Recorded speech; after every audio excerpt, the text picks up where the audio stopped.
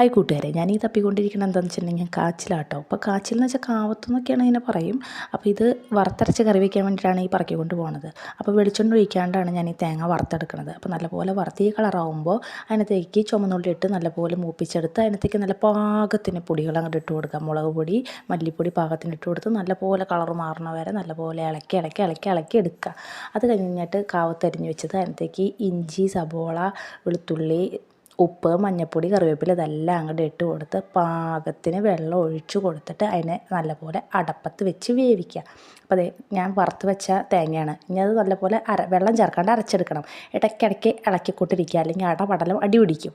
അപ്പോൾ അത് കഴിഞ്ഞിട്ട് അതിനകത്തേക്ക് നമ്മുടെ അത് വെന്ത് വന്ന് കഴിയുമ്പോൾ നമ്മൾ അരച്ച് വെച്ചത് അതിനകത്തേക്ക് അങ്ങോട്ട് ഇട്ട് കൊടുക്കുക. കുറച്ചും കൂടി വെള്ളം ഒഴിച്ച് കൊടുക്കണം, കാരണം കാവത്ത് വേകുമ്പോൾ ഇത്തിരി കട്ടിയാവും. അപ്പോൾ അതുകൊണ്ട് പാകത്തിന് വെള്ളം വീണ്ടും ഒഴിച്ച് കൊടുക്കണം. അത് കഴിഞ്ഞ് എണ്ണ ചൂടാക്കി അതിനകത്തേക്ക് കടുക് പൊട്ടിച്ചിട്ട് കറിവേപ്പില ഇട്ടിട്ട് അതിനകത്തേക്ക് തട്ടി അങ്ങോട്ട് ഇട്ട് കൊടുത്തിട്ടുണ്ടെങ്കിൽ നമ്മുടെ സൂപ്പർ കാച്ചിൽ വറുത്തരച്ച് വെച്ചത് റെഡിയാണ്. അപ്പോൾ ഇതിനകത്ത് നമ്മൾ വേറെ അവസാനമുള്ള എണ്ണ മാത്രമേ ചേർത്തിട്ടുള്ളൂ, അല്ലാണ്ട് വേറെ എണ്ണയൊന്നും ചേർത്തിട്ടില്ല കേട്ടോ. നല്ല ടേസ്റ്റാണ്, സൂപ്പർ കറി കേട്ടോ.